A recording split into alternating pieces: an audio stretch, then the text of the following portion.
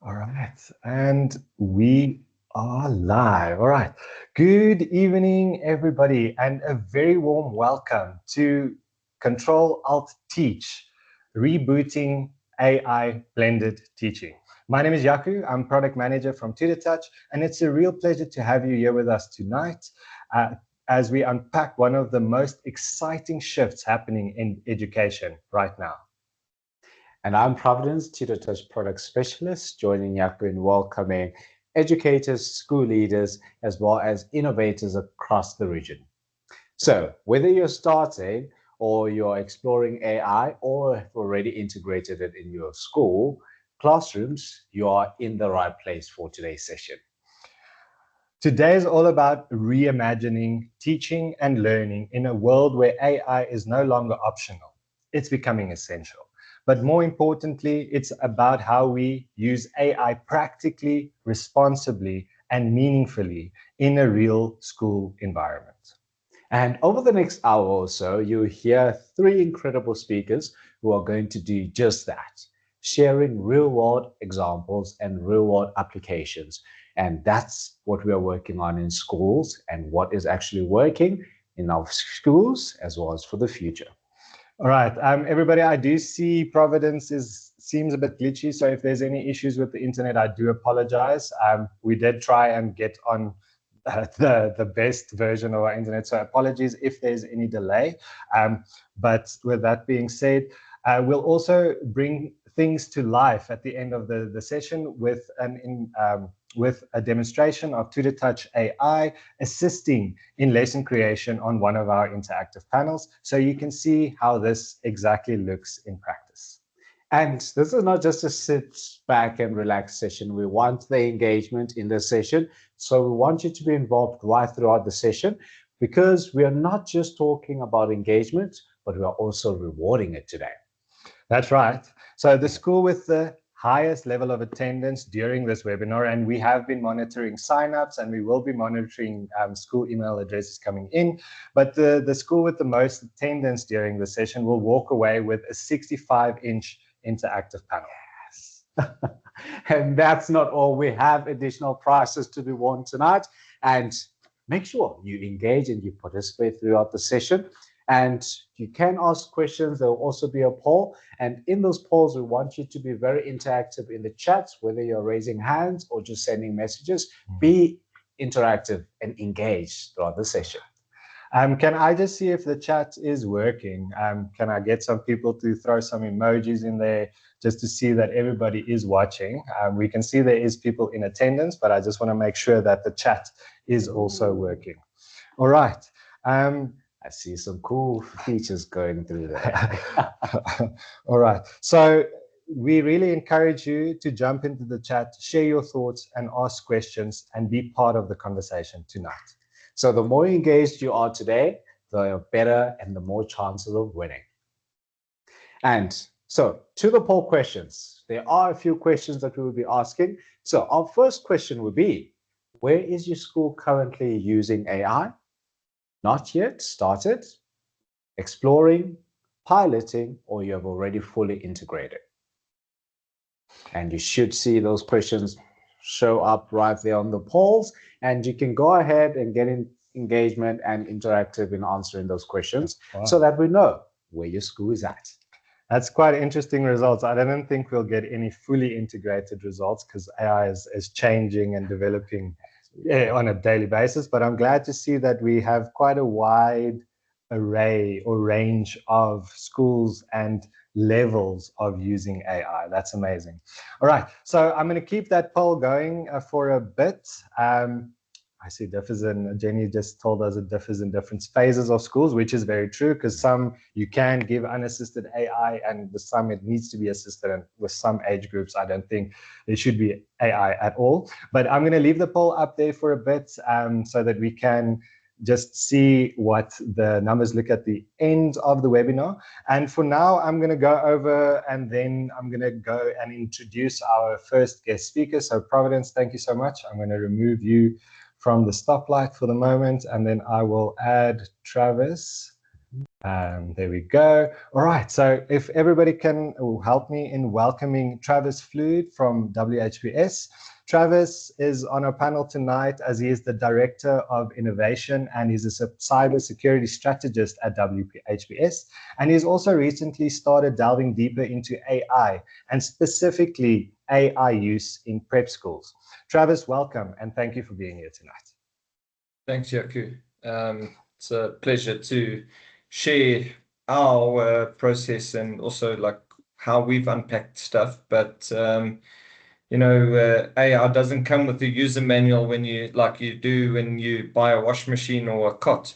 So it's a ever evolving process, which is changing according to the staff needs, the kids' needs. So yeah, I'm quite excited to be part of this. Thank you. Thank you once again, Travis. Just before we go on, I see there is some hands that are raised. Please, guys, if you have any questions, feel free to pop them in the chat. We have some people in the background that will be able to assist with questions. And if it is a question that is posed for one of the presenters, please feel to ask, and then we can ask the question and answer session just at the end. All right. So, Travis, where are we going to start today? So we're going to start with what pushed you to bring AI into prep schools? So I think the biggest thing is, as you mentioned in the start, you can't fall behind the curve. AI is here. AI is going to be part of our children's development, part of their growth, part of their life going forward. So it's our job as prep school teachers and high school teachers and universities to guide these kids through the process of understanding how AI works, teaching them about the reliance of AI, as well as the safety. The biggest thing to keep in mind is that, AI, as much as it's a time-saving assistant, it's a first draft generator, but it's your perfect idea partner. It's the perfect tool to improve your instructions, your research, but it's not necessarily the end voice. Your personality has to be there, and all of this has to come through that. It always comes down to professional judgment. Whether you 6, whether you're 12, whether you're 40, you always got to use your professional judgment on what to trust. And it's our goal and job as teachers to kind of guide the children through that. From the big push for us is making sure that, so to give some context, WIPS is a school. We're not a one-to-one device. We're not a bring your own device. Children don't own devices. We are quite traditional, and we are quite firm in our values and ethos of exploring technology and giving as many avenues to the children. So it's our job to make sure those tools and technologies are there for them. And so if we're not going to say they're bringing devices, we've got to make it on offer, and we've got to teach them how to use it. And we've seen the benefits of why we're doing what we're doing. And we've also seen how in our case, we are an only boys school. So we've seen how the boys have grown and shaped their skill set. And that's where the most important push was understanding how student engagement worked, seeing how different levels of kids' thinking was. So if you've got boys that struggle with something, how you can use AI to support but not replace. And to help teachers. You've got teachers sometimes who have been in the field of teaching for 15, 20, 25 years. And they've got fantastic worksheets. And now you can actually say, okay, well, you can take the same worksheet and refreshen it and upgrade it by using AI, and you're not spending hours and hours. So that time assistant is important. But at the same time, making sure your voice is heard in the end.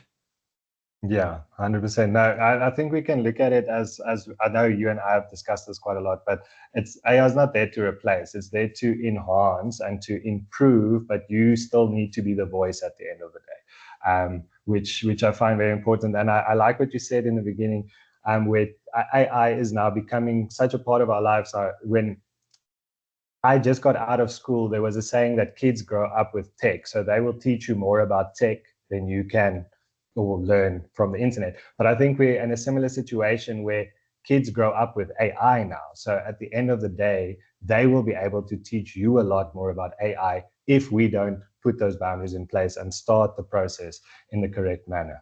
All right. So, Travis, while implementing or working through this, what was the biggest positive change that you saw while implementing? So, one of the biggest changes we've noticed for teachers through our integration process, and actually looking at the poll, the last time I saw the poll was, I think, like more within the explore phase, which kind of made me feel quite. I was kind of feeling quite glee in the sense of that a lot of schools are feeling in the same place. So it's about reducing that workload, but at the same time, and it's the same thing I share with the staff. It's a time saver, but it's not, because I have a saying with our staff of you got to review, review, review. You have to add your voice, because I see one of the comments about how parents are putting in orals and then they haven't changed it. And, so that review process is massive. And if you can change the mindset, that's the biggest positive. Is you've got to say to them that it's the foundation. It's your research tool, because you don't understand it. And then once you've researched it, you actually have to go explore it deeper and research it deeper. I've got a saying with my kids of, we use C3 before me. So you have to go research 3 websites and actually delve deep into 3 concepts. And if 2 of the 3 are speaking the same language, you've got facts. If you've got one of the, then there's a little bit of shifting happening. And if you can explore that 4th, 5th, then you're unpacking it. And AI is helping that, because AI will sell you something and it will sound true because it's so confident, but it's actually sometimes it's a lie. For another big positive is the resources. Whether you're using a fantastic tool like Magic School, the resources are there. You can upload your existing worksheet and say, give me different worksheets that differentiate from how I've done it. And I want higher order. I want expanded thinking. I want to support children who are battling to understand concepts. And it's saving you time, but you still have to review. And it also allows the teachers to feel more confident once they've reviewed it, to say that, okay, I've got my voice in it. What I'm saying is true, so I can share it with the children. And for me, I think that's the big change. Whether it's report comments, and I think for a couple of 3-term schools, if you're in that report season now, or even 4-term schools, if you're in that season, it's easy to go to ChatGPT or Gemini or Copilot and say, generate me 40 comments for maths. But if you don't actually have the basis of what you're trying to achieve, that's where the problem is. Where if a positive change is with your staff is to say, build your comment base and then ask your AI engine to generate you varied comments using the structure that you're supplying. So you're still doing the hard work, but it's helping you save time by generating those 40 individually. So I think those are massive changes for staff. For the kids, what I've noticed, actually, just because WIPS took part of the TechWays AI hackathon this last week or so, and it was our first year. And what kind of stood out for me in the process is it's more about personalized learning. Even though in a group, that personalized learning is massive. You know, you've got children thinking at different stages. It's got faster feedback. So, you know, if they wanted to prototype, one of our groups did about bee harvesting and how bees change according to climates. And they got faster feedback through prototyping. And I thought that was a massive, massive change. And it also creates engagement, because as you've got 4 in a group and they are all on different engines, and now they're all collaborating in a much faster way, which stood out in a quite a highlight for me, that they could actually then blend it all together. So from a children's perspective, it's about not relying on it, but, you know, using it as a tool and then turning it into your own personalized information. And then how do you share that? And I think that whole process is important. So the impact for me is about that the learning process for staff and children is that it's got to become more responsive than adaptive. You know, they've got to respond while they're adapting. And it's about how you have a conversation with AI that unpacks it. And that's what I've seen is it hasn't been dragging heels. It's been a good process of unpacking AI as we go. Do we have it right? No. Does anyone have it right? No. It's what fits your model and your ethos and values. And for me, it's about seeing how responsive staff and boys, in our case, boys, have been, and just how adaptive they are to bring it onto their processes, whether it's teaching or learning. That's wonderful to hear, Travis. Like, I remember when we started this conversation, it's miles apart from what we are talking about now. So that's amazing to hear. Just to get back to the poll quickly, 66% has said that exploring is where they are, which I also thought would be the biggest area, because I mean, with AI changing every day, you will never fully be integrated, I think. And I think it also might be very dangerous to be fully integrated into an AI system.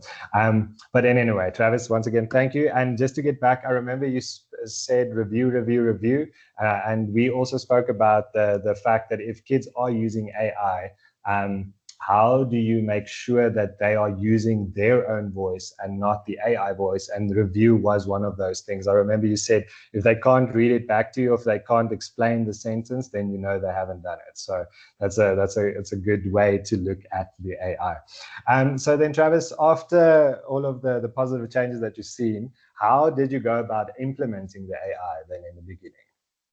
I think just to end off that other point that you just said about the review is also, you know, like in our case as a small prep school, we know our boys. You know, we integrate with them on a daily basis. We know them by name. We know how they speak to us. And when they hand something in and you can see it's robotic, you don't even need like a Turnitin to catch them out. You know, you can say this is AI generated and just hand it in. And that's important to keep in mind as well is, you know, if you know the students and you know they kind of rushed it, then you're going to get it. So I thought that's also important in that personal relationship with the children. You know them, so you kind of unpack it. Back to the new question is, how did we integrate? You know, we had a conversation, and obviously AI was coming, and as I said to you in the beginning, you know, we didn't get a manual on how to operate AI. One morning there was just AI, and it was free, and you could try it out. But if you go to the shop and you buy something, you get an instruction manual explaining you how to build it and use it and the different operations. And I think with AI, it's a pro and con, you know. And 100%. For us, it was about making sure we put all the measures in place for one, security. You know, cybersecurity is massive. And two, children's security and safety. And then also making sure our staff are safe, but also using it for the right reason without relying on it. So when we started with it, it was first unpacking that whole concept of, understanding AI, and then where we stand with it as a Microsoft school. So yes, you got your ChatGPTs, your DeepSeeks, your Geminis, and there are so many engines you can use. But we said, okay, we're a Microsoft school, so we created a policy in the sense of saying that the expectation is if you're going to unpack AI, use Copilot. And if you're using Copilot, it has to be within your domain. So using your school email address, and the kids have to use their school email addresses, because then at least you're tied into your firewall through Entra and Azure, and all aspects are covered because everything's within the domain. We then went to the next step of unpacking the practical applications. What can it be used for? Summarizing long threads of emails. Then we unpack the correct way of prompting. Don't say, give me 40 comments for maths in grade 4, and then it's going to give you like the most random stuff, and it doesn't understand the context of what you are teaching at that very moment or what you're understanding. And then obviously we started going into some of the tools on offer that allow you as teachers to unpack. So things like Magic School AI, and that's where we are at the moment, is kind of guiding staff to utilize it, but always review and then get your prompts right. And the biggest thing that I ended off with our staff in our last session was, just want to find it to give you the exact breakdown, is I told them it's called the gold prompt formula. So G stands for the goal. What do you want AI to produce? O, the outcome, what should the result look like? Limits, word count, tone, age group, structure. So you talk them through it, and details, include important context and specific information. And AI's never going to get it right the first time. But as soon as you start that conversation, then AI understands what your kind of outcome is. And for me, I think that's been one of the biggest things. And kind of focusing on the big ones, like when staff get a prompts right or generate something and they share it, celebrate it. Don't say, but you could have taken a photo and generated it in Publisher or Adobe Express, or, actually celebrate that they exploring. Introduce AI to students. It's been guided use. Everything's guided use.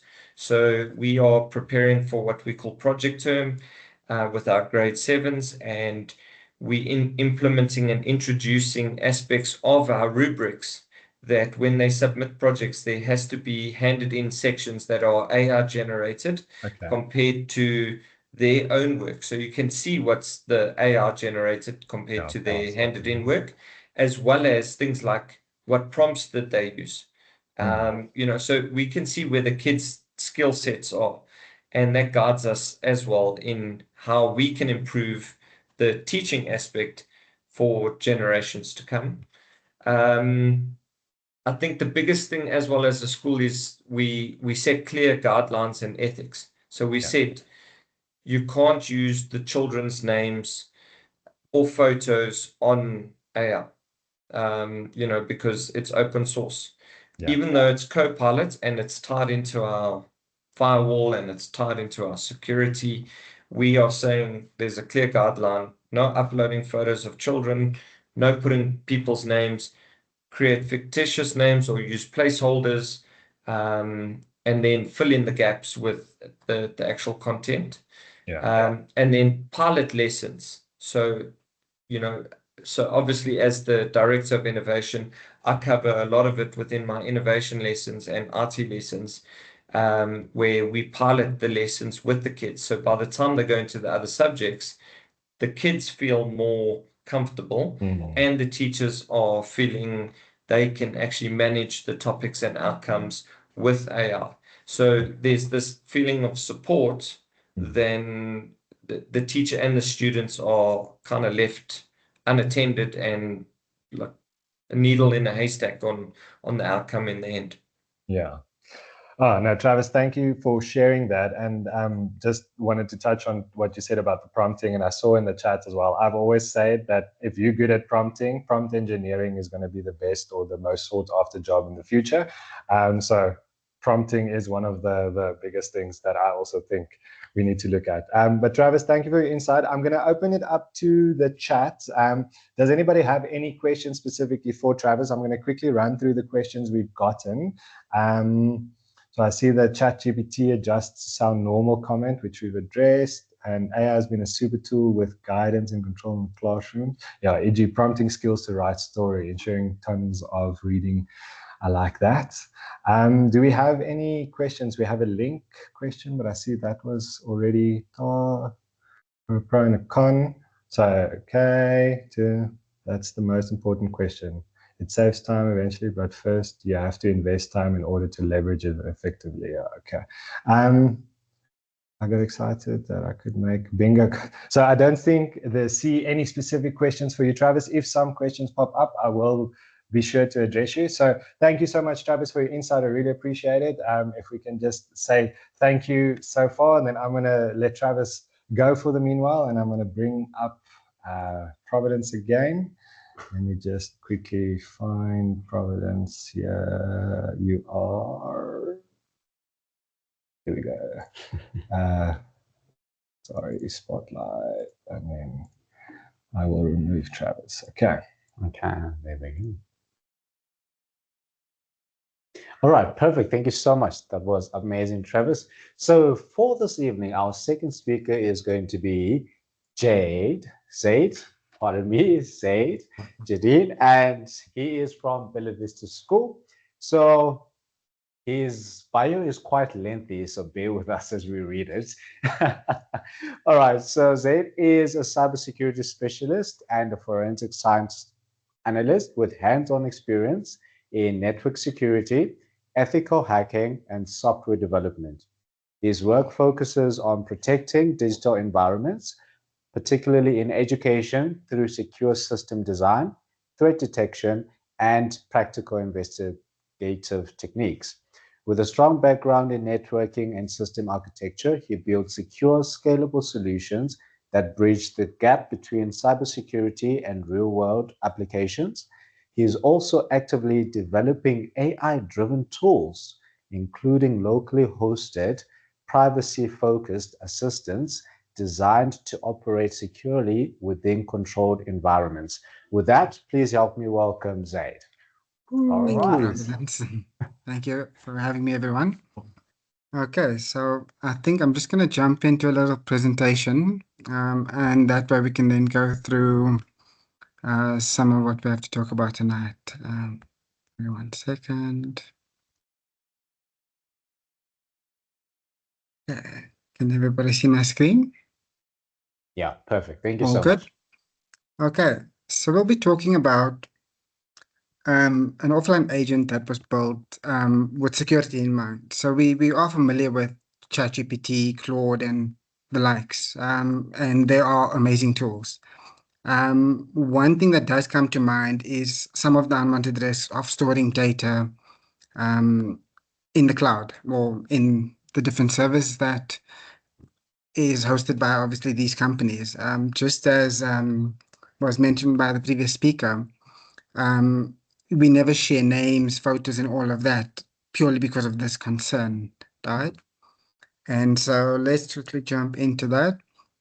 So when we look at what these models are built from in terms of their architecture, we know that they built cloud first to support thousands of users, or millions of users rather, not with the intention to store your data and keep it safe. So this program that I created was built in the form of an LMS or a learner management system. And it helps with identifying student concerns and analytical data. The system is also able to serve admissions and other student information. So it's built with security in mind. And by this, I mean it stores all your data locally, so you have maximum visibility as opposed to the cloud architecture. One of the questions I have for the audience, and you can just pop this in the chat, is have you turned off the setting, improve the model for everyone? If you go into your ChatGPT and you look at your profile settings, data control, just have a look and see if you've turned it off. It is one of the features that I know a lot of people overlook, and their work is then becomes public knowledge. I mean, I would always recommend going with the paid account, but it's just something you can pop in the chat and we can have we can discuss it a bit later. So yeah. With as I was saying, the data leaves your environment. So every time you send a prompt, that information is stored off-site. It's not controlled by you. It's not owned by you. Whether you're an IT administrator or the principal, if it ever came into questioning where you needed to do an audit or wanted to find out something serious, you could go look at the history. But if that was removed, you would then need to request that information, and then you are at the mercy of that vendor. And that's just something that we've learned. It's nice to be self-reliant.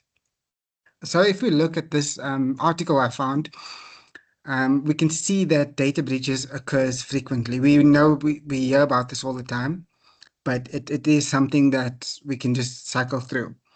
But it stands out when I look at this information for someone who's always trying to prevent an attack, not just attacks, but also the other information that we store, because schools generally keep very sensitive information that includes behavioral patterns, learner information. So a lot of, even though we don't give the names away, we do have, we can indirectly give a lot of information to these AI models if we're not careful, all right? And so these are just some of the stats that we're looking at. And like I said, it comes down to third-party breaches. A lot of the time, softwares would store your information, but they would also rely on other companies to help process that information. So it won't necessarily be in the hands of OpenAI. It might pass through 2 or 3 different places before it ends up on their servers. So a lot of the times when I look at how data flows in our organization, I look at where does it come from and where does it go to? And when it goes to a certain place, do we control it? And what is the process of collecting that information or destroying it if need be? There was a case recently that forced OpenAI's hands to store the information indefinitely. And this was a result from a court case where they have lost. So that means that any photos, chats, even though you might delete it, it's something that's called a soft delete. So it would remove it from your profile, but they would keep that data on their servers. And so indirectly, it then stores it all the time. And so because of this, I started looking into methods to kind of become self-reliant and also but still benefit from the AI models and the usefulness. So some of the data that we can't afford to lose, right? It's the student records that we process, that's admission records, like I said, the behavioral patterns. Sometimes it's medical information about children. And, as educators, we have an obligation and duty to maximize security for these records as we process it. So in the past, it was much simpler. The admission process was straightforward. There wasn't this large integration between different platforms and the single sign-on with Google or Microsoft. And so, although we've streamlined things and made it more efficient, we've also improved or increased the risk. So we do have your two-factor authentication and things of that sort. But with that being said, there is also a tax equivalent that can breach even two-factor, something like the evil twin. We also then do professional communications with where we send out to different stakeholders. So that would be our parents, board members, etc. And in some cases, those emails have very sensitive information that we cannot actually risk getting into the hand. So even though we can automate with your Gemini, your Claude, get the summaries ready, those models are still, like I said, processing offline. And I think that's where my concern comes from. And so that's what actually led to what could be done in terms of flipping the architecture, right? And so by flipping the architecture, I mean that instead of sending the data to the cloud, we flip it and bring the AI to where the data lives. And that's exactly inside your premises, inside your firewall. You could even turn the computer off, not off, but you could disconnect it from the internet. So nothing can communicate with it from the outside, but everything on your local network, which is your staff and student devices, they would be able to communicate with this model, if that makes sense. And so with this is actually the key difference in terms of how the security structure was built. It was build it in an offline environment that nothing can reach it, but you can get all the benefits from it. Okay. So we know that it runs locally. This would be your Windows, your Ubuntu, even Mac OS, depending on what type of server you have. It can be set up in that type of environment, and then you could chuck it behind your firewall and it'll be safe. It doesn't, like I said, doesn't need any internet because you would download the model based off your needs, which would then be determined by what are you trying to do with the model. Do you need to scan images? Do you need to scan text? Do you need a larger context awareness? And depending on that, we'd obviously change the model to what we need. And then, like I said, the data lives where the AI model is. So if there was ever a forensic audit required, the same machine can be audited and everything would be okay. Oh, well, you wouldn't need to wait for any third-party vendors to supply that information to you. So I've made a short video quickly just to show you what the program would look like. So if you don't mind, I've got some background music. So if you want to drop your volume, that's completely fine. But yeah, let me just hit play. So you'll notice that I've created a login page as well. So the system is audit compliant. It will have audit logs, etc. But yeah, so that's with the internet off. Just want to show you how the model runs. And yeah, so let me let you enjoy.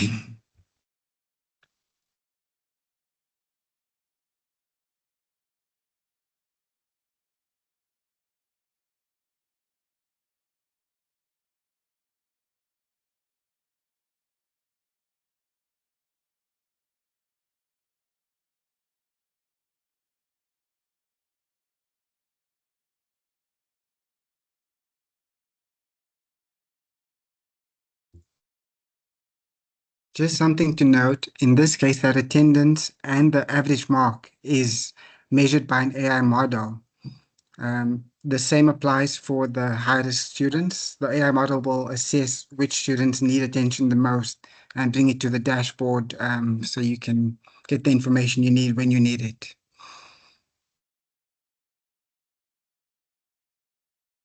This is just me testing out the model with information that I've fed it.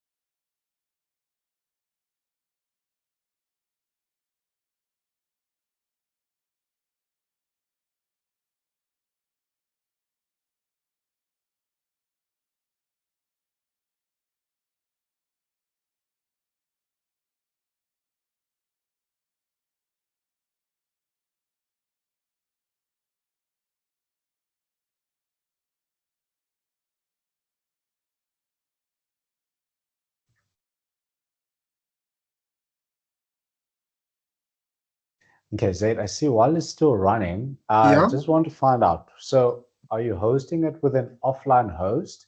Because I see, is that a notepad that's popping up where you're putting in your prompts there?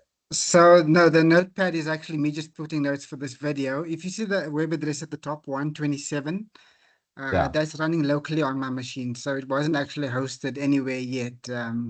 Oh, Yeah. But yeah, so that you can run a host, or you could just have this machine IP as the source for others to connect to. And then this web page would be accessible. oh, okay. Oh, quite amazing. Okay. So let's quickly jump to the next slide. So yeah, if there is any questions, but like I said, so the system does do audits, unique logins per user. It can summarize information per student. So what that would look like is as you add notes, as you add information about certain individuals within, in this case, the students.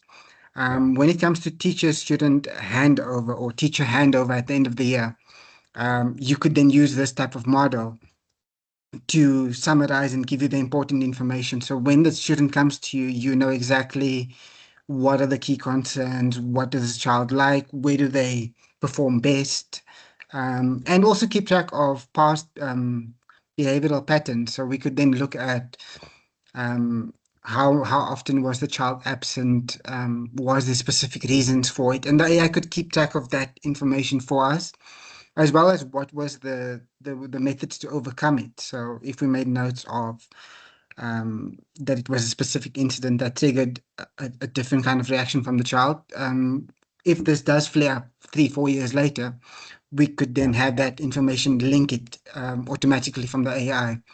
There is other stuff that we can do with the models. Like I said, we can track the student data. We could also do automation, which is actually where this idea started from.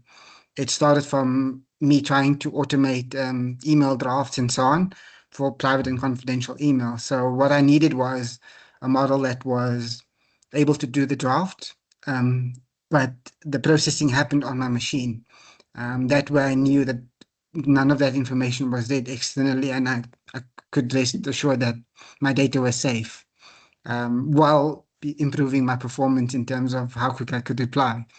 And so, like I said, it was more about automation, and then we later on expanded into what we could do further and analyzing data more efficiently and privately.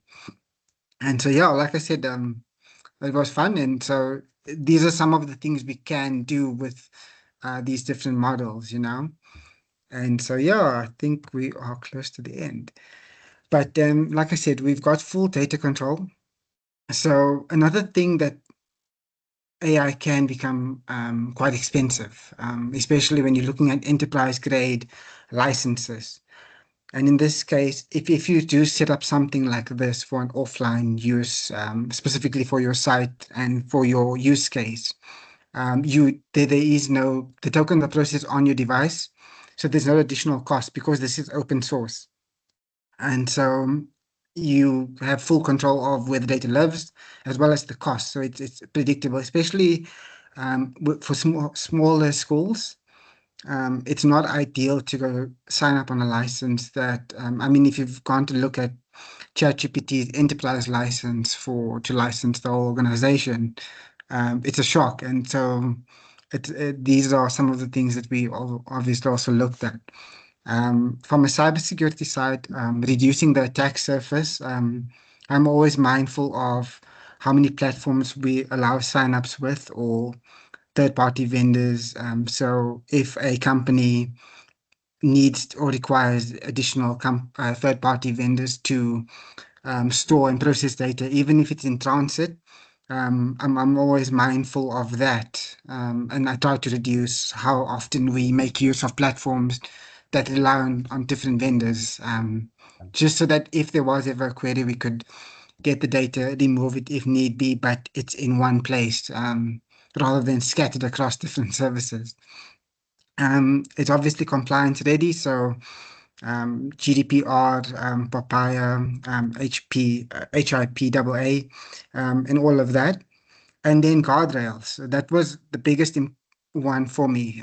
So what I found is AI tends to hallucinate. Sometimes it would give you guessed answers. The prompts need to be specific to get specific results. And so in this case, the model is trained off a specific set of guardrails. And by that, I mean, in the program, it's instructed to respond with certain criteria every time you send a request. And so when you send a request, it would look at if that criteria is met, it can answer to it. If it's not met, it can't answer, but it would tell you, look, I do not have the behavioral pattern, so I cannot tell you about this child in that sense, but it can maybe meet on the emotional factors or something else. All right. And so, and finally, I mean, the offline AI, it's built for a zero trust intelligence. And by this, it's something that cybersecurity individuals always strive for, a zero trust environment where programs never trust each other. It's something that Microsoft, I think, enforces. You would often see that your two-factor authenticator app, Google Authenticator app, most of these, it is designed to replicate the zero trust by making it easier for you to authenticate. But if you use a new device, you then have to re-authenticate. So it's a similar principle, but in this case, we don't trust anything externally at all. And so yeah, and I think in that way we don't compromise on our design and ensure compliance fully. And yeah, I think I sped through that quite quickly. But if anyone has any questions or wants to reach out, with my YouTube details will be below, LinkedIn and the website. And then yeah, if there's any questions in the chat, I'll be happy to answer them. All right, perfect. Thank you so much, Zed. That was quite insightful. I see so many people, when you ask the question in terms of chat and them allowing their data to be accessed, everyone was like, no, no, no, no.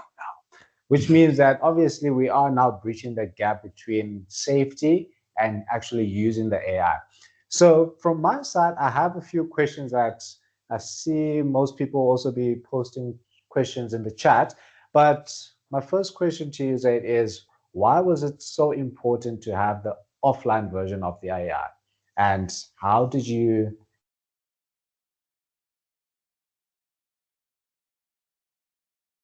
I want to obtain that? Sorry, you just went quiet at the end, but I think I got your question. So from the first question, why was it important for us for an offline agent?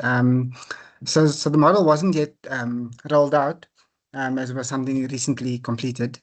But in the sense, we've always strived for maximum security. Like I said, because we deal with sensitive information, part of our training for staff generally required that we never deal with sensitive information on AI models. So you could prep your class lesson, but you would never report on a child's behavior or anything through a model.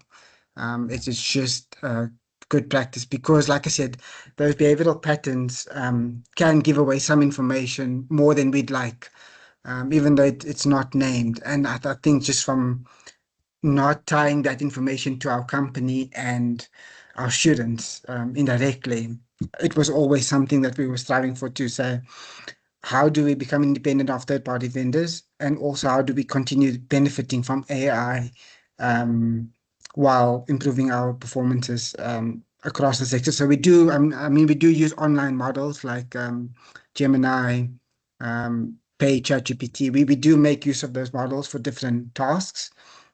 But specifically when it comes to all our sensitive information, we're quite keen on making sure that that information never leaves. Especially, I think, just because it's students that we're dealing with, and it would be unfair from an educator's perspective to put their data out there. I think whenever we think of this information, we think, would we like ourselves to be in the situation where our data is breached? And because that's definitely a no, we'll do everything we can to maximize security. True. All right, perfect. Thank you so much. Let me just see, do we have any questions in the chat? Let's see. There was one question for Zaid. I saw there was two questions, but the one was more a question based off of your the privacy concern. So the question was, would these LMS models not be able to give you a pop-up to like prevent them from keeping the data? But I mean, these companies work on data, so if that's their money, they won't take that away, if that makes sense, as a pop-up. So and then the other questions I had was specifically regarding the model. I just want to see if I can find it quickly. They wanted to know if it will, if this, when, I'm not sure if it's releasable yet or if you're ready yet, but if this goes public, will this be a paid for model, or will this be something that schools can use? How would that work? Or are we not there yet? Yeah, actually, when we built this, we just built it purely for Bella Vista. We didn't think of selling it or anything like that. So when I came onto this platform, I thought just to share what's possible.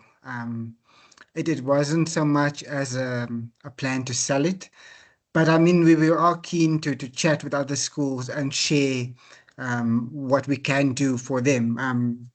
In the sense that maybe we make it accessible because it's ready. But like I said, I would, if we had to deploy it, we would deploy it purely as an offline model for sensitive information, so that it gets installed in your server room in a secure place, and then you and your team can access it securely. So, and then when if we needed support, we could then come and support you in your space. But like I said, the data would live where your information is. I know a lot of LMS systems and different companies, everyone have integrated AI in some shape or form.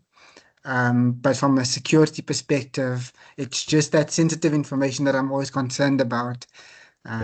So yeah, but yeah, it would be something, I think, if you reach out to me on the socials, or at Bella Vista, we can definitely chat and see where we can go from there. All right. Okay. Perfect. Zaid, thank you so much. And everybody, sorry, I see the time has gotten a bit away from us. This is a bigger topic than we thought, and it seems like there's a lot more engagement around the topic as well. So before I let you go, Zaid, I just want to ask anybody, can we see some tech emojis in the chat, please? Just so that we can make sure that everybody is still awake and with us. And then, Zaid, I'm going to say thank you so much. And if anybody wants to reach out, we'll send out an email tomorrow, maybe just with your details in, if they didn't catch 100%. Them. Otherwise, if you can maybe just pop them in the chat, your email address, then people can reach out through that. All right. So thank you so much, Zaid. Take care. Yeah. Okay. So then I'm just going to let Providence go as well quickly, and then I will be introducing our next speaker. So stop spotlighting, and then let's bring Joanne in. Apologies. Add spotlights. Okay. All right. So can I ask everybody to welcome our third speaker for tonight, Joanne Brink. Joanne is an education and technology leader with 15 years of experience helping schools integrate coding, AI, game design, and digital literacy into learning. As founder and CEO of TechWays, she focuses on preparing learners for future careers through accessible curriculum-aligned tech education. Joanne, thank you so much for being here tonight. Thanks, Yaku. Can everyone hear me? I can hear you. I'm in Bloemfontein at a guest house, so I'm not sure about my internet or my sound. And Yaku, only my mom calls me Joanne, so you have to call me Joe. I apologize, Joe. I apologize. I'm very Afrikaans, and my mom taught me to, be very formal and polite when I introduce people. But from now on, I'll call you Joe. I promise. I always think I'm in trouble if you call me Joanne. But thanks. Thanks, Yaku. All right. So Joe, before we jump in, I just want to say, Kyla, we see you in the chat. So thank you so much for those tech emojis. You have won one of the spot prizes. One of our people in the background will be in touch for the sticker hamper pack that we will be giving away. So congratulations for that. Joe, sorry, I just wanted to give one of the prizes away. So I know we discussed how your session is going to roll. Do you just want to play the videos and go for it because we are running out of time, or do you want me to pose the questions to you? Let me just ask, Yaku, when is it supposed to end? Well, it's supposed to end at 8:30. originally, but because we lost a speaker, we tried to make it in an hour, but it's still scheduled for an hour and a half. So we still have a little bit of time. Well, I do want to say to everyone that if you stay on till the end of my presentation, there is a little feedback form where I'm giving away 3 courses because we're about to start our AI and classroom course, our AI for admin staff course, and our AI and assessment course. So we're giving 3 of those away. And so if you'd like to stay on till the end, that would be amazing, and fill out your the feedback, and then there will be a random ChatGPT selected winner. Yaku, you tell me, do you want to maybe kick off with one question and then I'll go? I mean, just so that everyone knows, I had prepared, because I know it's like the end of the day and you're tired and I'm tired too. And I had prepared just 3 little videos that show a few tools that I think are really amazing and can be used like right now to make your lives easier. But I know also we've had a long chat, so I'm happy to just do interaction with you, Yaku. You tell me well, maybe let everyone vote.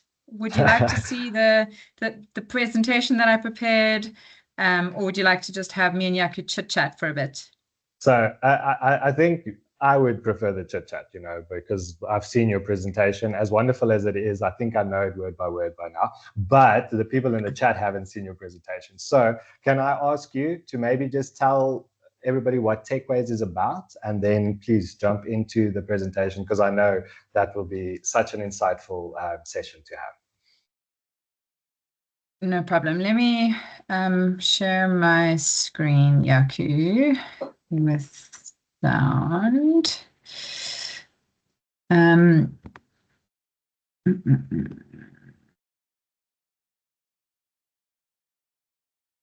everyone. I'm not the best. Soft. Okay, can everyone see my screen? Yes. Yes, I hope you can see my screen. Yeah, actually, you can see my screen. Okay. Yes, yeah, we are good.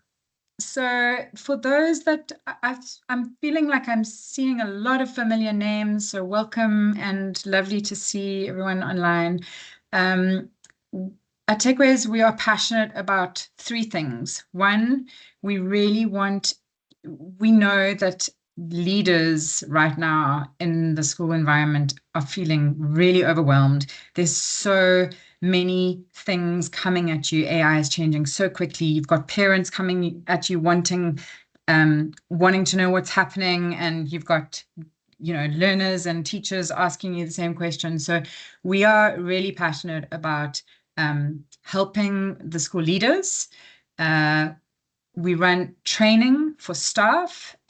So a lot of the stuff that Travis was talking about, very exciting to hear how you're implementing it in your school, Travis, if you're still online, because a lot of that, we've been running courses for teachers around how do you integrate AI into the classroom and having to rethink assessment practices and for the school managers, how do you, the other day, one of our deputies that did our course told us that they, something that took them 4 days, or maybe it was 9 days, can't remember, 4 days or 9 days, now takes 4 minutes or 9 minutes. I always get the 2 confused. Just by a little tip that that they learned from one of our courses. So we're very passionate about getting staff using it responsibly. So I hear all the previous speakers talking about all the risks. There are the risks, but at the same time, AI is here. So we want to be able to take the fear away and show what it can do for you. And then the other thing is learners. That's where TechWays started, our grade 6 to 9 tech courses. We do the AI hackathon. I don't know how many, put up your hands if you participated in the hackathon. We just had the national AI hackathon where learners were creating unbelievable, like some of the, like what you just saw, Zaid, what Zaid has just created, there are learners that created those kinds of solutions. It is incredible. The learners can do phenomenal things if you just give them a little, like some teamwork, some tools, and a challenge. So that's what we are about.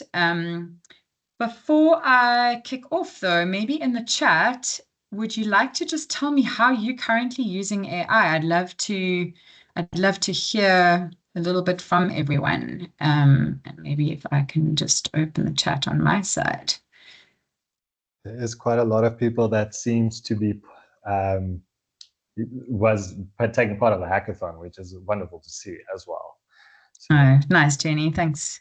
But yeah, I'd love to hear if you'd like to just put in the chat, like, what are you using AI for? So not what tools, but what are you using?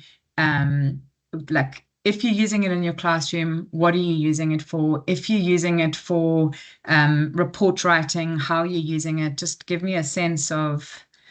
Okay, so Dominique is saying to use to grade. JP is saying to summarize classwork, short slides, creating mind maps, worksheets, report comments.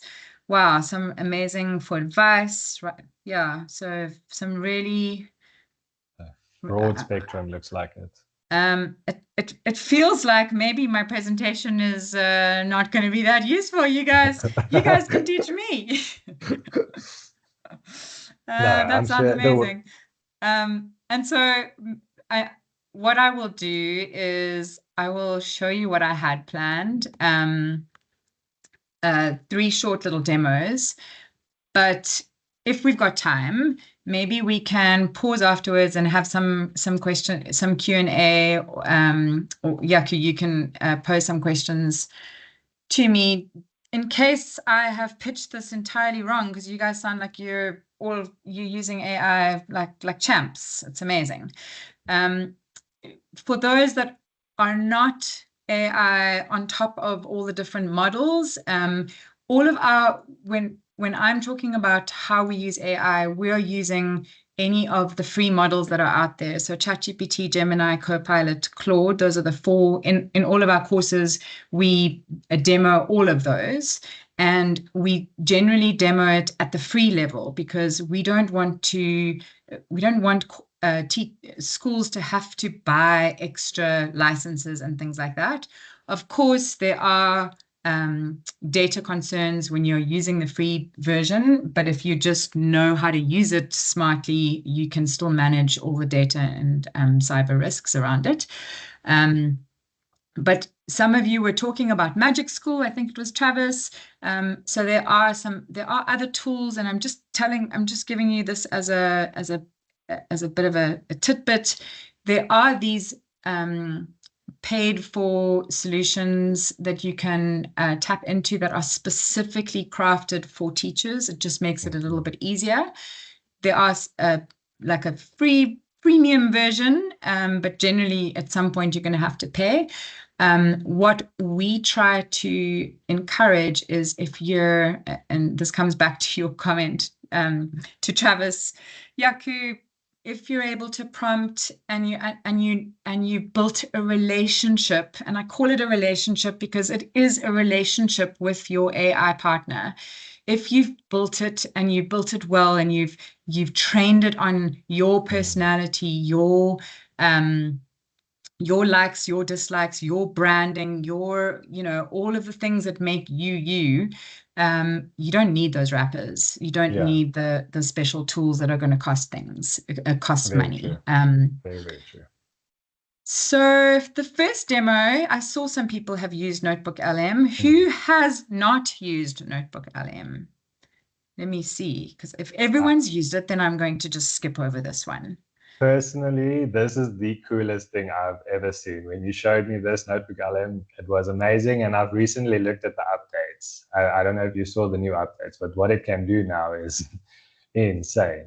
It is insane. This video is not entirely, it doesn't have the latest updates, but what I find incredible about Notebook also is that it is a closed, so I was asking, the hands that are up, those are for not having used Notebook LM. So there's quite a lot that haven't used it. Okay, cool. I just wanted to check that. What is great about Notebook LM is that it is a closed environment.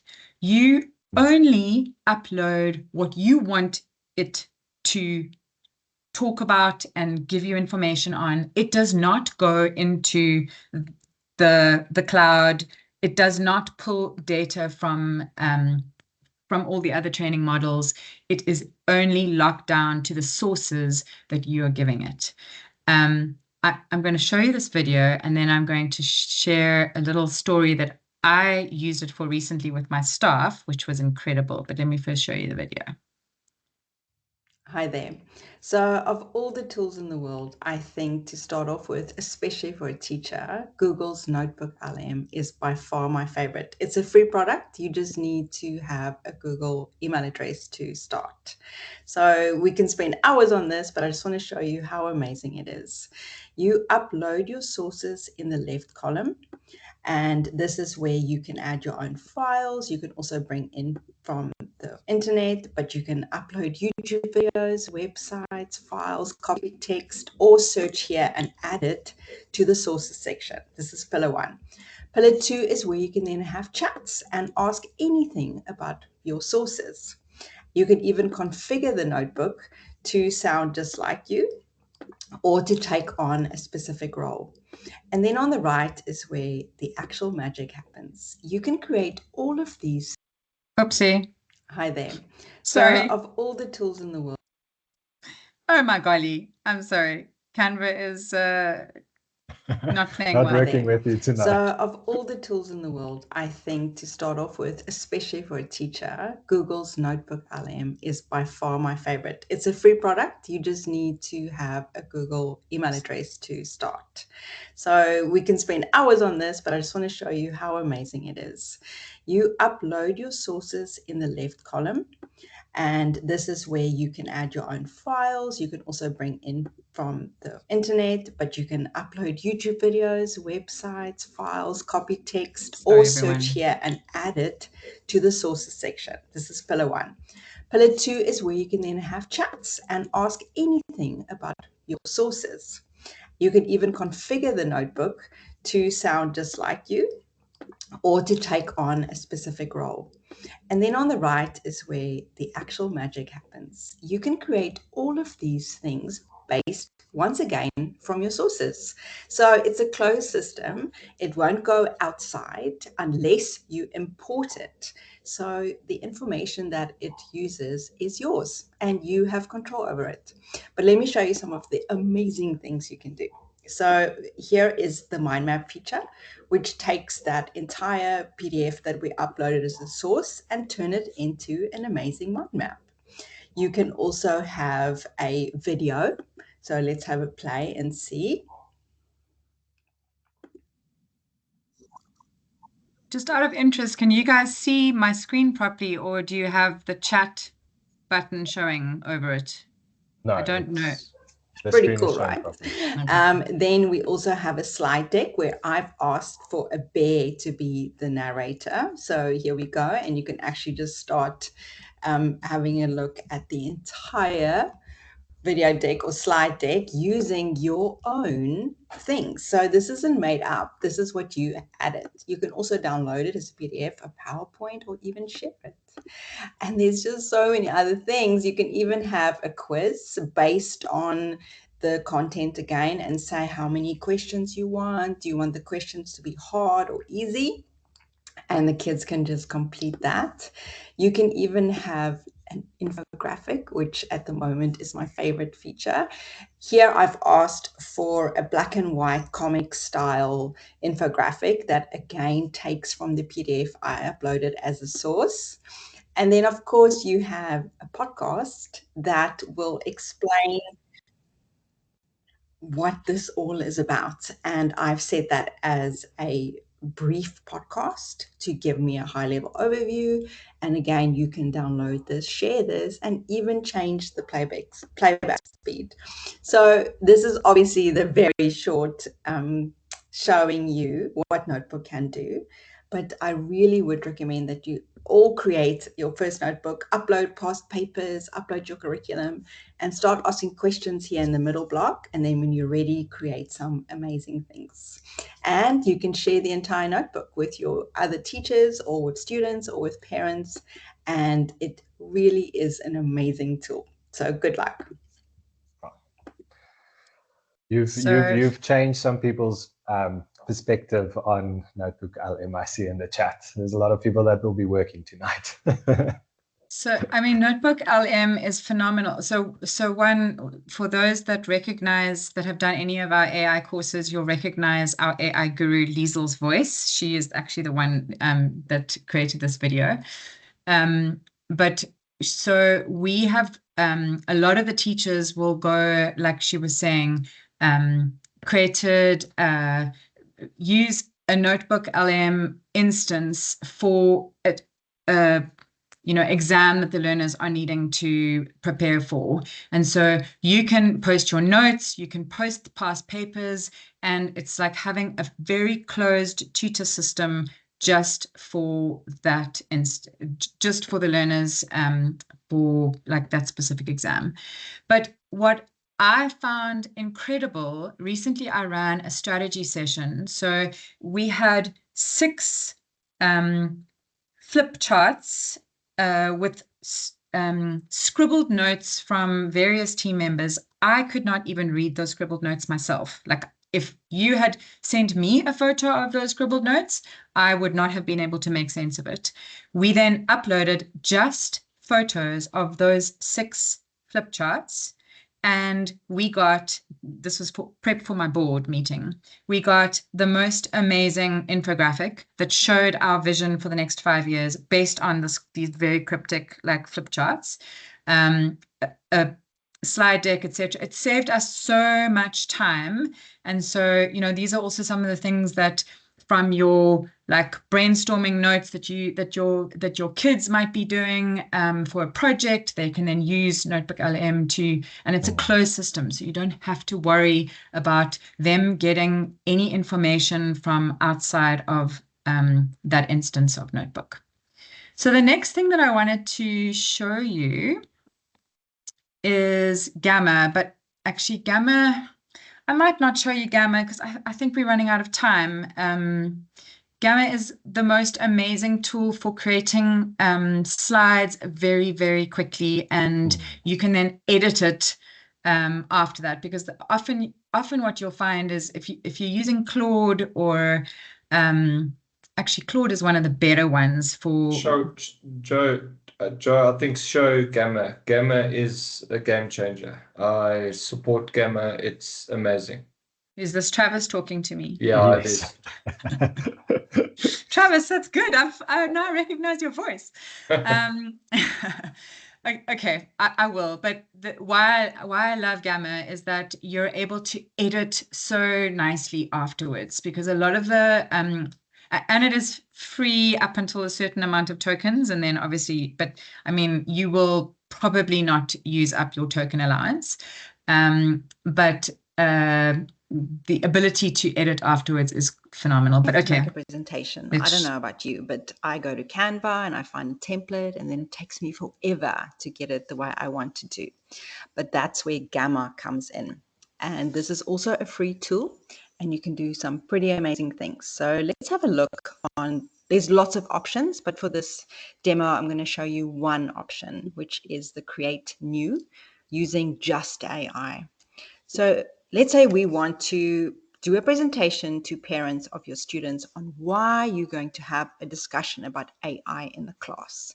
So you can put in here a presentation to parents about why you have, or why you are going to talk about AI to your grade 5 class. We are in South Africa.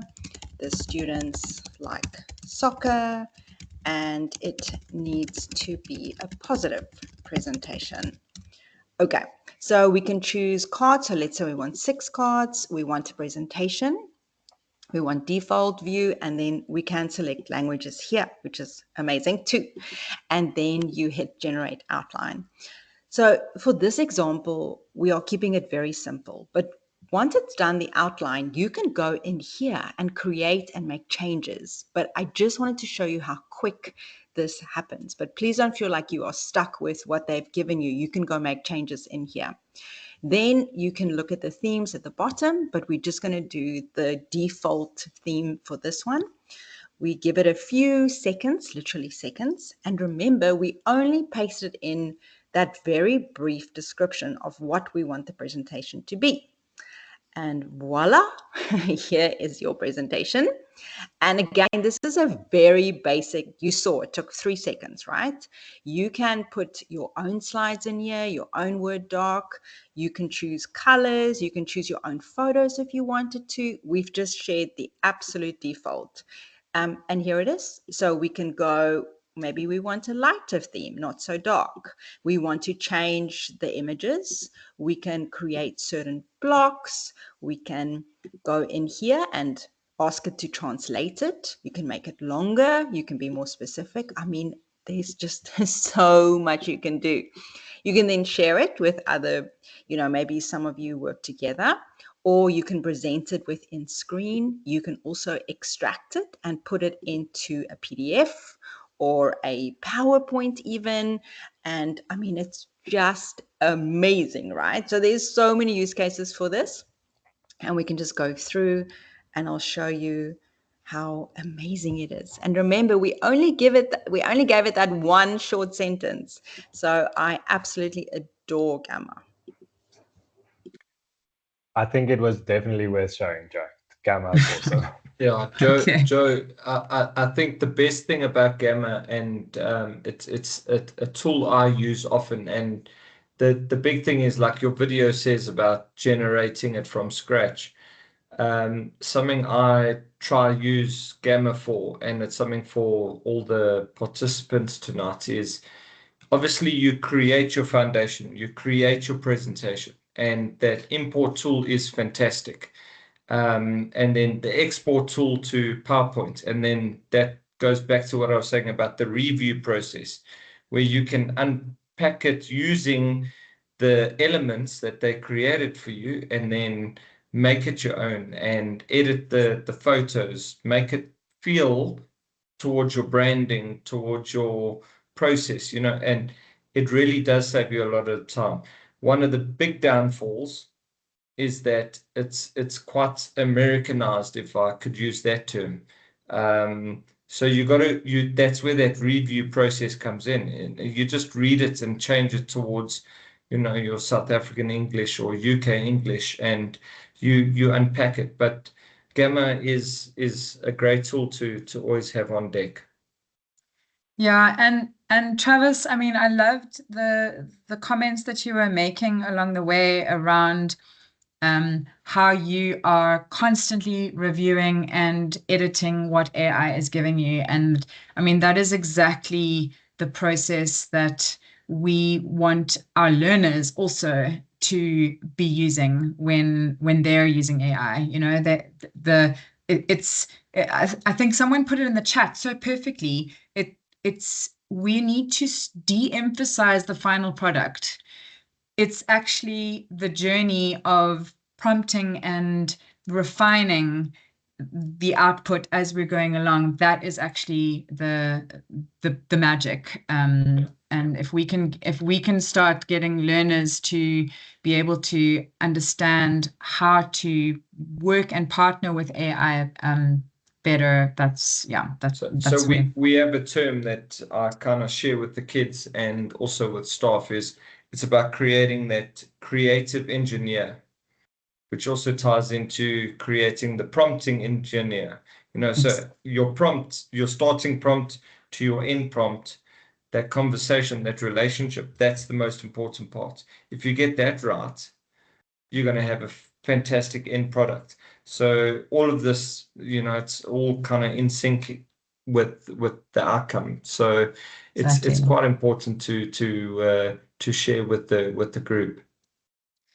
Cool. I mean, this last one is very simple, but it's something that you're probably going to find valuable in so many different applications in your life, not necessarily for class, but in life, is just extracting notes. And the way to do that simply and easily. So the first feature I use a lot is extract and here you can text. see Liesel. I never knew I actually saved so many screenshots, and then they just go to the screenshot graveyard. So here's one that I saved on Instagram of places I want to go in Auckland, and I would just keep it there. But now with extract text, let me show you what's possible. So in this one, I'm going to the free version of Google's Gemini, and I upload the image, and I'll just say extract text. And I make sure that I'm just using the fast model because it doesn't require extensive thinking. And then it will actually give the text for us. And now you can do lots of other things with it too, right? You can say, can I do all of this in one day? What are the distances between them? And you can, of course, ask so many other questions, but just to take a dead screenshot, which I probably never would have done anything with it, to extract text, to give it to me in a way, and then asking lots of questions about it. So yeah, I mean, look, now it's even asking Google Maps, and no, you cannot do all of them in one day, but handy, right? My handwriting is shocking, but I really still like to write with a pen. So every now and then I would just scan my handwritten notes and ask extract text, and then I can put it into my diary or my calendar or whatever I need to do with the actual text. I'm using the paid version of ChatGPT to do the exact same thing, but just make sure you put it onto instant, otherwise the thinking longer will take so much longer. So exactly the same prompt, asking it to just extract text, to do nothing else with it. I'm just asking to get it out. Here we go. And let's see how good it is. Yep, pretty good, right? When I do presentations, I don't always take notes. So I love to scribble on a whiteboard in my horrific handwriting. So let's try and ask it to extract and make a summary for us. So yeah, I just asked it to extract text, but I also asked to make sense of my meeting notes. And it's actually given us the summary from that handwriting of mine. And it's pretty perfect. And then it's also given us key takeaways. This one is my favorite. I was at a friend's house and I loved her books. So I just took a picture and asked it to give me the titles and authors. And voila. It's just a simple, like I know most of you have probably done that, but it's just good to remind us that we can, it's sometimes just applying our imagination on what we can use AI for that will make our life easier. So just two things I want to mention. Yaku, you had posted some questions to me beforehand. So the first thing that you asked me was where do schools start when they come to us, or something like that? Like, what's the first focus? Tools, training, or policy? That was it. So there isn't actually a one size fits all answer. But what I can say is that it depends who comes to us. So if we've got the leader, like the headmaster or the deputy coming to us, then often we're starting with like training staff, nominating what we're calling our AI champion. So someone like Travis would be an AI champion. And we then capacitate that AI champion. We've got a program where we actually have multiple AI champions that we then have as part of a network, so that we are all learning from each other. Because quite frankly, Travis can teach all of us a lot, but there's other things that, we don't all have to be learning about this stuff in isolation. We can learn about it as a community. And so if the leader is coming to us, then we focus more on staff. And this thing that I've got on the screen is something that we're about to launch, where we've got schools that are coming to us that are saying, like, I've done your courses, but not all of our staff have the time for it. Our courses are 4 weeks long. There's about an hour or so a week. Like, not everyone has time for that. But what I want to do, and this is coming often from the AI champion in the school, what I want to do is be able to have all of the staff in the room at the same time and make sure that they are working through problems that they have So we have created what we're calling our staff accelerator, where we, along with the AI champion, so we're not on campus because Liesl and I cannot physically be in all of your schools. It's just not physically possible. But we can be on a screen and have a Travis, sorry, Travis, I'm picking on you, have a Travis that we have capacitated to be able to deliver some workshops, but all the staff are together. And the idea is staff come with 3 problems that they hate doing. So stuff that is just painful, that takes you a lot of time, that you really don't enjoy doing. And we workshop how to manage those problems using AI. And so that you leave that workshop like having done one thing that has made you fall in love with some of the tools that are out there. So that's one of the things that we're launching. I just wanted to let you know about it. But cool. This is what you probably stayed online for, because I Scan away, people. I told you that you're going to win. 3 of you are going to win our course. We've got 3 courses running: AI for classroom, AI and assessment, and admin staff. Those are the most. If you don't know what those courses are, I'll send you more information on it. We will give 1 winner for each of those 3. So please give us feedback give me feedback on, I know this was not the greatest presentation. I'm sorry. It's late. I've just been at a full day conference. So it was a little bit of a pull together a few videos that we've got in our courses. But yeah, please, if you would like to unmute yourself and ask any questions, I'm happy to stay online. But if you need to go to dinner or whatever, that's also fine. Thanks, Yaku. Joe, thank you so much. So everybody, I'm not sure the event is scheduled until 8:30, and usually Teams cuts it off, but I'm going to try and keep it running just in case. If we do get cut off, can I ask everybody just to pop their email addresses in the chat? Then we can arrange the live demo for To The Touch AI, and then we can also put everybody in touch with all the speakers in case we get cut off. But Joe, while everybody's scanning and trying to get the prizes won from you, there were some questions in the chat. So does Gamma allow you to upload documents multiple times to generate slides? That was a question. I'm not sure. So, I mean, I'm not sure I'm understanding the question correctly, but you have a limited number, and I haven't used Gamma in a while, actually. I've been using a lot of Claude, but you have a limited amount of slides that you can generate before your tokens run out. So it's important that you know, when we were showing the demo there, when you have the outline,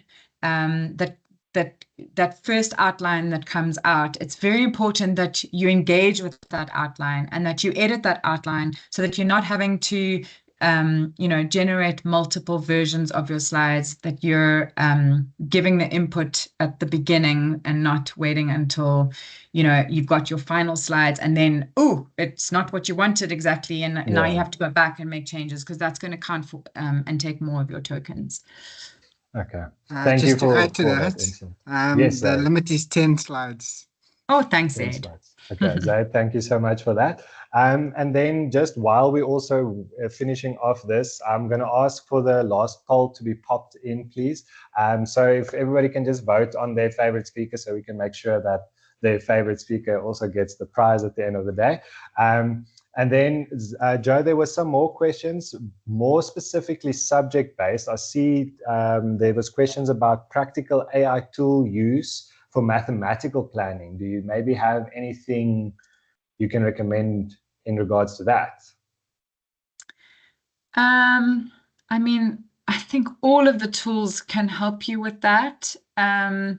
I would need to get back to you on something that's very current. I'd need to check with Liesl. She's actually just created our advanced course where maths was one of the subject areas. So I'll check in with her and get back to whoever the question. Yaku, would you like to just keep track of who asked that question? Yeah, it's Taryn. So I will definitely, Cool. when I'm you let making a me note, know, Taryn.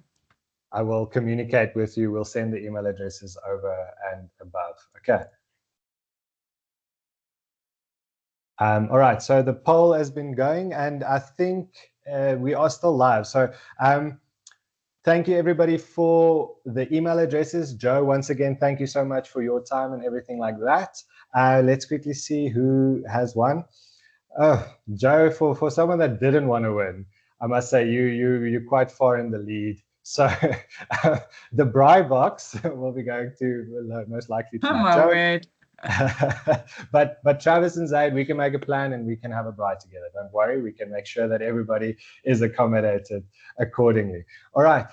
So just want to quickly find out. It seems like everybody's still here and the meeting hasn't cut off. Can we ask, is everybody still keen for a quick Tutor-Touch demo, or do you want us to reschedule that at a later time, maybe when everybody is more awake and has had dinner?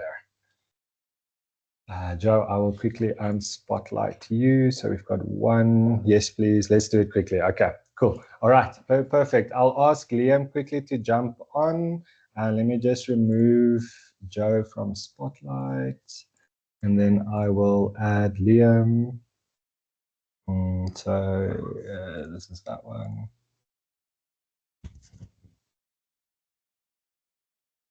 All right, so Liam should be visible now. And then he is sharing his screen. All right, perfect. Okay, so everybody should be able to see the Tutor-Touch panel. So I'm going to hand over to our support specialist, Liam. He will be quickly doing the demo for you guys. It shouldn't be longer than 10 minutes. So thank you so much for staying.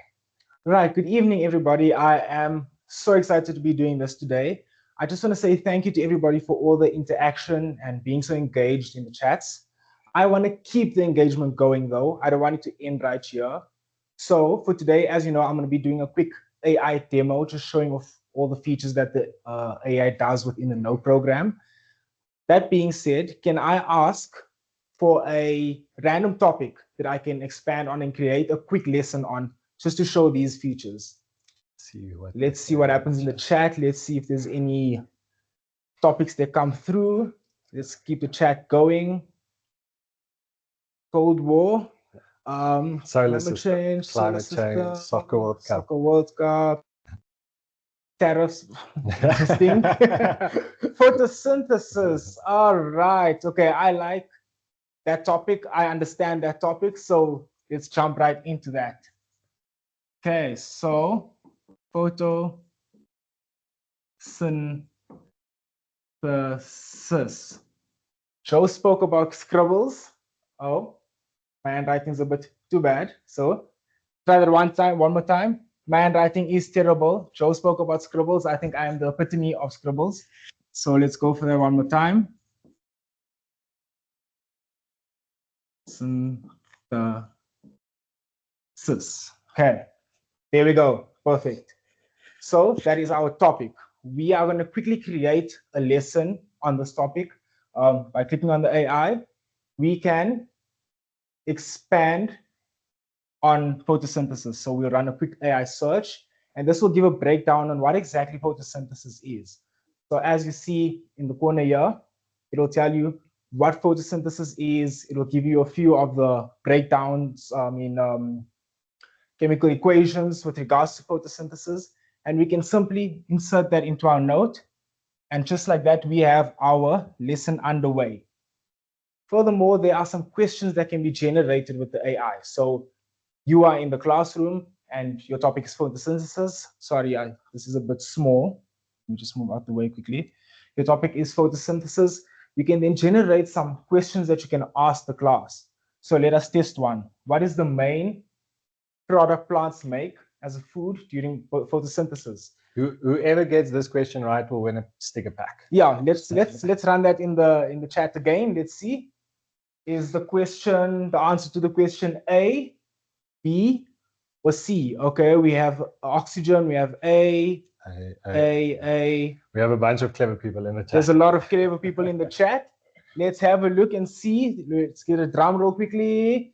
And the correct answer was B. So I see Chandra was the most recent B. Well done, Chandra. I can see you've been focusing in class. Very well done. This can be simply inserted into your note as well.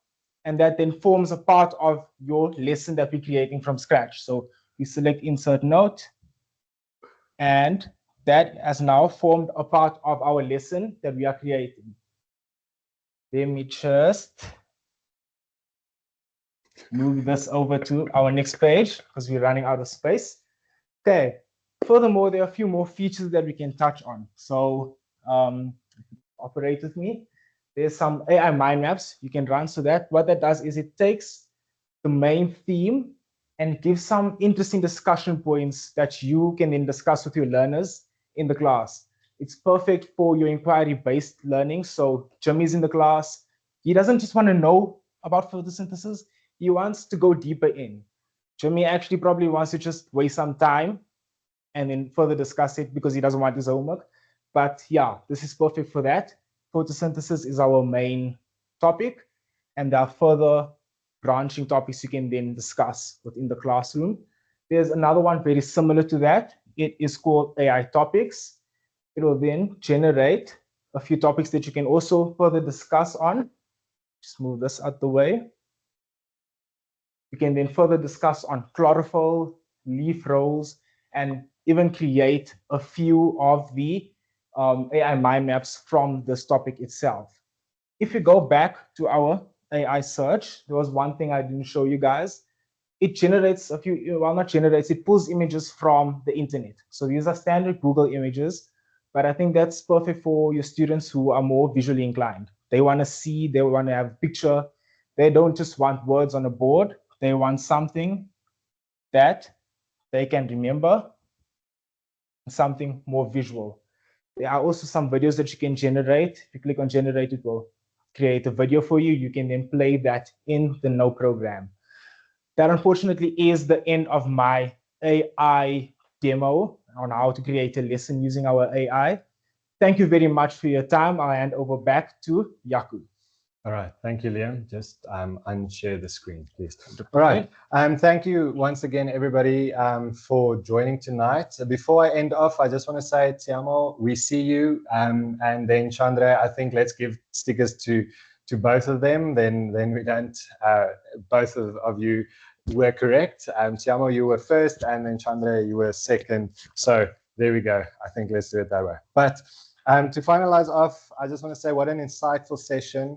And a huge thank you to all of the speakers sharing such practical, real-world perspectives on AI in education. I think we can all agree this is not a theory anymore. It's happening in classrooms right now. Today has really shown us that AI isn't about replacing teachers. It's about equipping them with better tools to support, personalize, and evaluate learning.